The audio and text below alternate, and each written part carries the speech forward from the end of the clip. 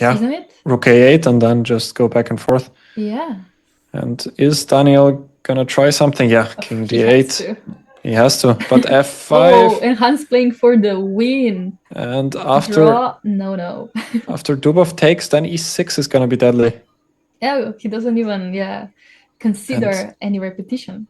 And what can he do here? Move the knight, maybe knight f4. Very, very nice game.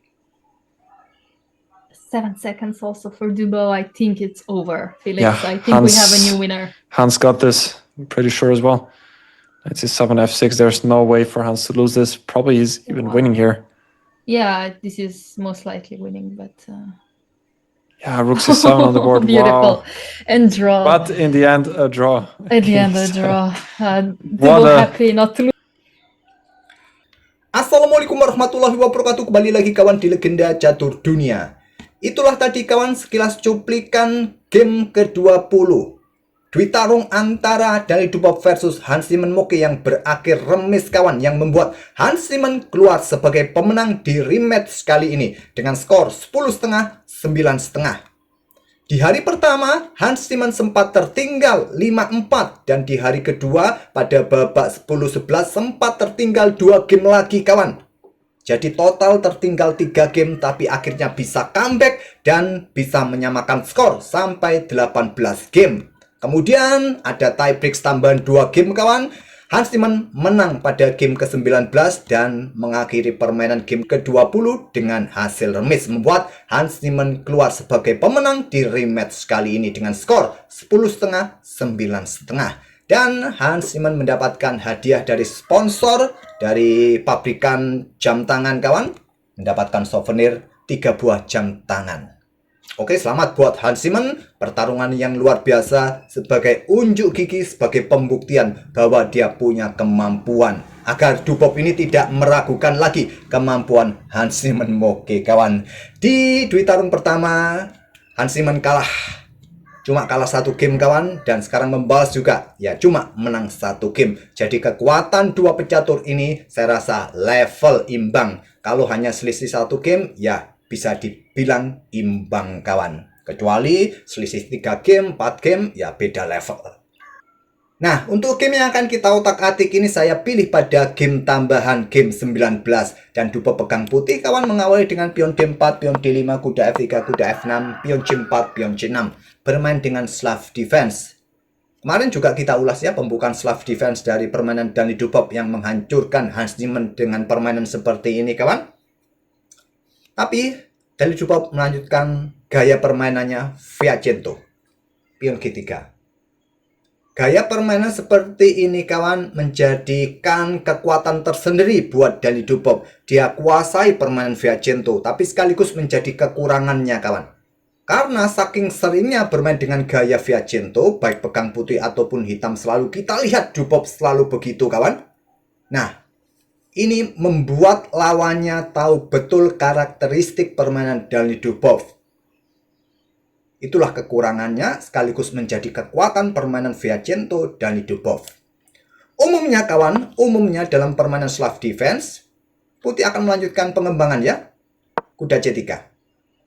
Yang permainan mungkin akan berubah ke bentuk permainan semi-Slav, pion E6. Tapi Dubov melanjutkan gaya permainan Fianchetto pion G3. Dan di sini kawan, gajah F5. Lanjut Hans Niemann Moke. Gajahnya aktif, tak perlu khawatir soal pion E6 yang akan dimainkan di langkah berikutnya. Jadi kuda C3 sekarang, lanjut Dubov, pion E6, ada kuda H4 langsung serang gajah, gajah E4 menantang pertukaran di sini kawan. Di sini pion F3, langkah bagus dari Dubov, gajah G6. Selanjutnya pion E3, berikan jalan akses bagi gajah untuk menantang pertukaran mungkin.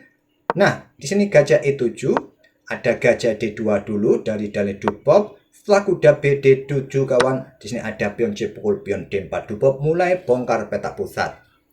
Ambil balik menggunakan kuda. Menggunakan pion C ini juga lebih disarankan, lebih prinsipal agar petak pusat kita masih punya kontrol dengan pion. Tapi ini juga langkah bagus dari Hans Niemann Moke. Pukul menggunakan kuda, memberikan tempat bagi Daniil Dubov di center dengan pion. Terlebih dahulu kuda caplok gajah G6. Pion hampir balik, Selanjutnya pion E4.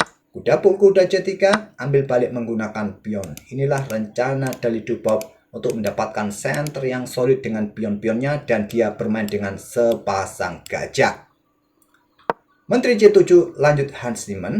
Kemudian Raja F2 naik, tak perlu rokade, langkah bagus dari Dani Dubov. Rokade panjang dipilih oleh Hans Niemann. Oke, engine lebih menyarankan langsung dorong pion G5, pion C5 counter attack di sisi menteri bagus, pion B5 juga bagus.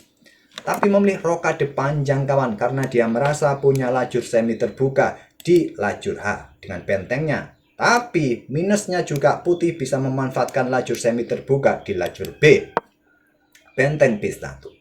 Pion E5, bongkar petak pusat putih kawan. Di sini ada gajah E3. Selanjutnya pion F5. Dan disarankan putih geser raja ke G2 yang bagus kawan. Tapi memilih dengan langkah gajah D3. Cukup natural juga melanjutkan pengembangan ya. Tapi engine nggak menyukainya. Di sini kawan, gajah D6. Atau juga langsung bermain dengan pion F4 bagus.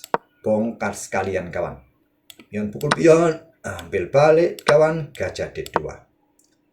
Tapi setelah gajah D3, memilih tambah backup pada diagonal ini.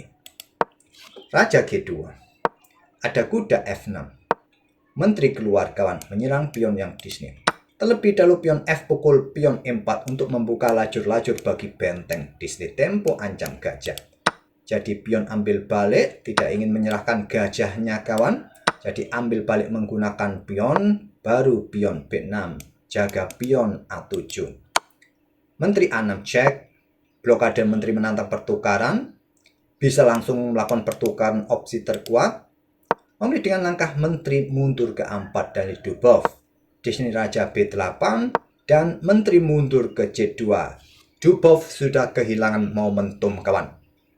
Nah sekarang Hans Niemann mulai geser bentang H E8. Bukan langkah bagus juga, langsung buka permainan ini juga bagus kan. Buka akses bagi sniper di sini. Mungkin memang terlihat putih masih cukup kuat di center ya, dengan dua pionnya ini. Kembali lagi ke permainan aslinya, setelah menteri mundur ke C2, Hans Niemann geser benteng H ke E8. Kemudian benteng H E1 lanjut dari Dubov. Dari Dubov juga punya opsi kawan, segera dorong ini, harusnya pionnya lebih kuat, lebih strong, lebih cepat bongkar, tapi memilih dengan benteng H E1. Ada gajah C7. Ya, langsung melanjutkan benteng ini, digeser kembali opsi yang kuat kawan. Oke, dengan gajah mundur ke C7. Nah, Dubov mulai dorong pion A4, benteng kembali ke H8 sekarang, pion A5, lanjutnya menteri C8, siap menusuk ke petak H3 kawan, dan bisa melanjutkan terus ya, pion pukul pion gak ada masalah. Raja mundur ke G1, menteri bersama raja bisa kawal petak H2. Tapi Dubov memilih raja geser ke G1, memberikan tempat bagi kuda untuk ancam gajah di sini dan juga ancam pion yang di sini kawan. Terlebih dahulu pion A pukul pion B6, gajah ambil balik, baru pion H4, dan Hans Niemann melewatkan sesuatu, menteri C7. Tujuannya ya sedang mengincar petak G3. Tapi langkah kuat lainnya yaitu dengan kuda caplok gajah langsung ambil balik, baru di sini jual beli, benteng ambil balik. Dengan kekuatan gajah ini juga cukup bagus ya. Oke, melewatkan sesuatu yang lebih kuat dengan kuda caplok gajah, memilih menteri C7 di sini. Nah, gajah bisa langsung ke G5 tempo kawan, menghindari ancaman kuda, langkah bagus juga. Tapi memilih dengan raja G2. Dan sekarang kuda caplok gajah cek, ambil balik oleh benteng, pion G5 untuk membuka lajur H kawan. Ditolak dengan langkah benteng F3 atau punya opsi juga dengan pion C4 kawan. Ini lebih disarankan juga. Nggak bisa ambil ya, kalaupun ada pion pukul pion yang di sini, nah baru benteng F3. Oke, setelah pion G5 dimainkan oleh Hans Niemann, benteng F3 jawaban dari Daniil Dubov. Pion G pukul pion H4. Di sini pion C4 terlambat kawan, di mana menteri geser langsung ke F2 opsi terkuatnya. Oke, dengan pion C4, pion pukul pion, benteng ambil balik, kemudian menteri E7 siap menusuk ke sini kawan, ke sini, dan cukup berbahaya posisi Dani Dubov. Rajanya telanjang, hanya di backup oleh satu benteng saja. Dani Dubov dalam masalah sekarang, apalagi dia melangkah pion C5. Harapannya sederhana, mendapatkan gajah kawan. Ya, mungkin kontrol waktu sudah mulai mepet di posisi-posisi seperti ini. Apa langkah kuat lainnya kawan? Raja G1 lebih disarankan untuk membuka akses ya dari ancaman menteri ini. Kalaupun ada menteri mengancam benteng di sini, ya ada menteri G2 bisa jaga peta H1, jaga benteng, jaga 3 peta penting ini. Oke, setelah menteri bergerak ke peta E7, Dubov mencoba mengancam gajah dengan pion C5 dan menteri H4. Awas kawan, awas, berbahaya sekali. Menteri ke sini diikuti benteng bermain di sini, bahaya sekali. Dubov merespon dengan benteng F3 dan benteng geser ke laju F menantang pertukaran. Ditolak, memilih pion ambil gajah.